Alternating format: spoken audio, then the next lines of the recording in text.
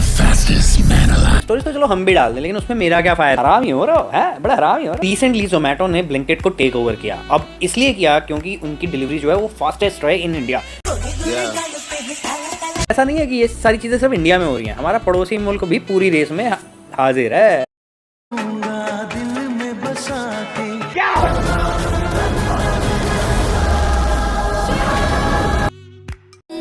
तुम बस हाथ थामे रखना, साथ निभाने की जिम्मेदारी मेरी।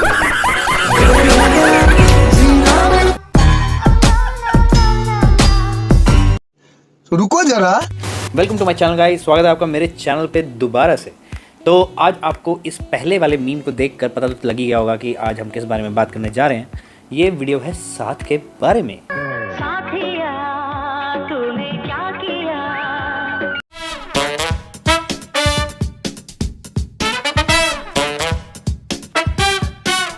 तो वैसे ही हम लोग बात करेंगे तो इस दुनिया में दो तरह के लोग होते हैं। एक होते हैं इस तरह के जिनकी शादी जल्दी हो जाती है,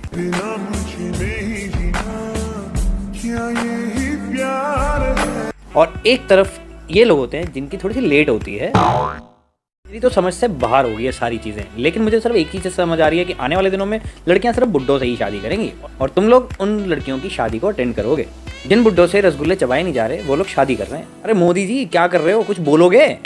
विषम मंगल किड़ी।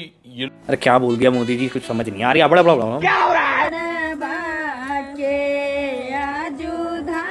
लो बाबा जी इधर उधर देखते रह गए और उनकी लुगाई को कोई और मांग भर के लेता बना। मेरे साथ अन्याय हुआ है, मेरे साथ अन्याय हुआ है। वैसे देखा जाए तो अच्छा ही हुआ, बुड्ढे अंकल जाके अपने बवासीर का इलाज कराएंगे या फिर कोई और रोग का इलाज कराएंगे। बात तो सही है। वैसे बुड्ढे ही नहीं, बुढ़ियां भी पूरा बढ़ चढ़ कर मजे लेकर इस रेस में पूरा भाग ले रही हैं। क्या हो गया? तेरा कहाँ से फंसाया तुमने से? तेरे माँ बाप देखेंगे क्या? प्यार करता ना, उनकी तो मत देख, पागल है। देखो अब ये लड़का इन आंटी जी का कुछ भी लगता हो, हमें क्या लेना देना, लेकिन ये जो लड़के की शक्ल आप देख रहे हैं ये पक्का सताया हुआ लग रहा है लड़कियों का। और ऐसा नहीं है कि ये आंटी पहली है, ऐसी आंटियां और भी हैं, आप बस गिनते जाओ। चल रहा है आंटी ये? क्या चल रहा है ये? शादी करेंगे हम दोनों। शादी करी तुम दोनों ने? तुम्हारी उम्र और इसकी उम्र में फर्क नहीं है? हम कुछ नहीं जानते भाई। क्या फर्क वरक क्यों नहीं जानते? कौन है तुम्हारा ये? कौन है ये तुम? मेरी बहन का लड़का है, मैं इससे शादी करती हूँ, प्यार करती हूँ। इससे प्यार करते हो तुम, शादी कर रही हो इससे? हाँ। कितनी उम्र है तेरी? मेरी उम्र हाँ।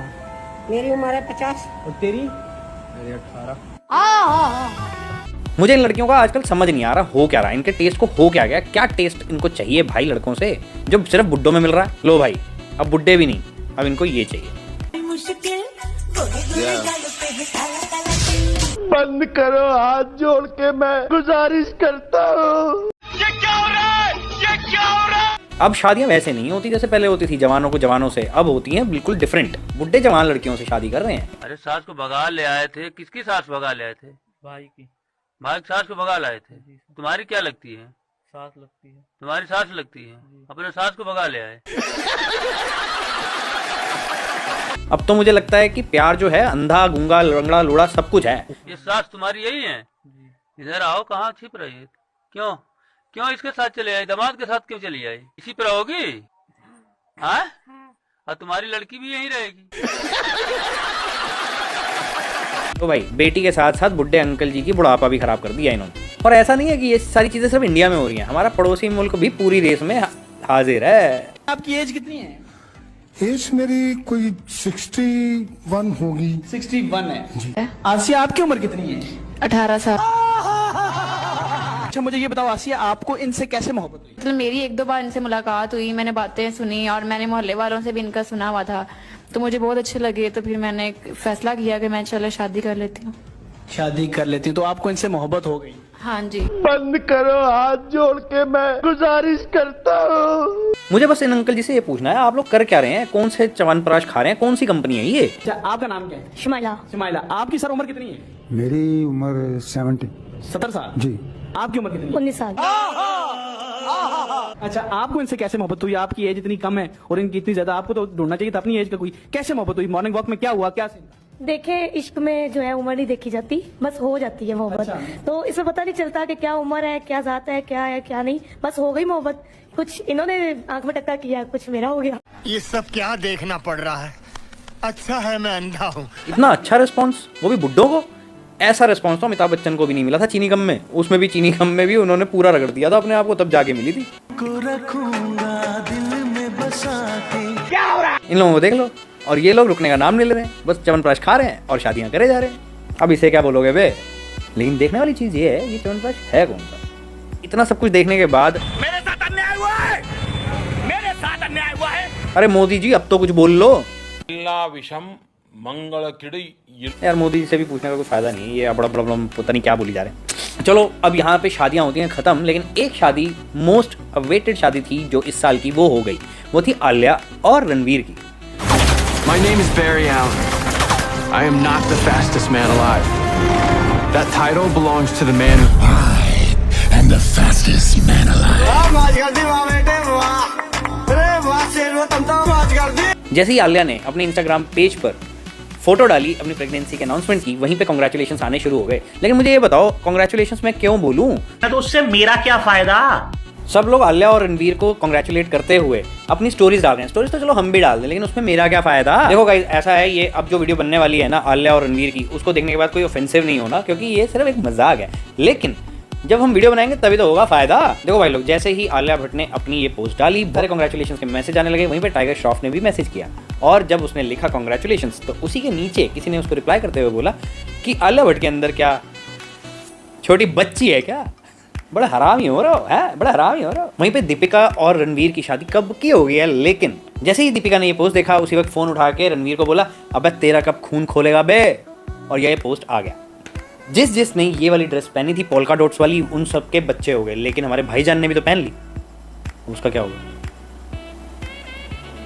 अब यहाँ पे क्या होने वाला है?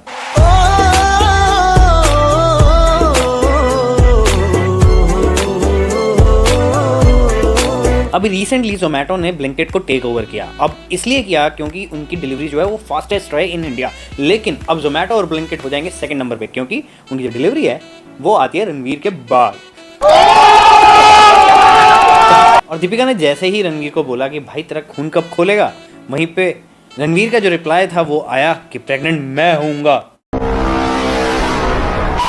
करीना ने और जैसे ही दीपिका ने ये बातें सुनी, तो उन्होंने ये बात बोली कि सब कुछ बहुत जल्दी जल्दी नहीं हो रहा है। अभी 2 महीने पहले तो शादी हुई थी। मुझे ऐसा लगता है कि ब्रह्मास्त्र जो चलाया रणवीर ने, वो यही चलाया है।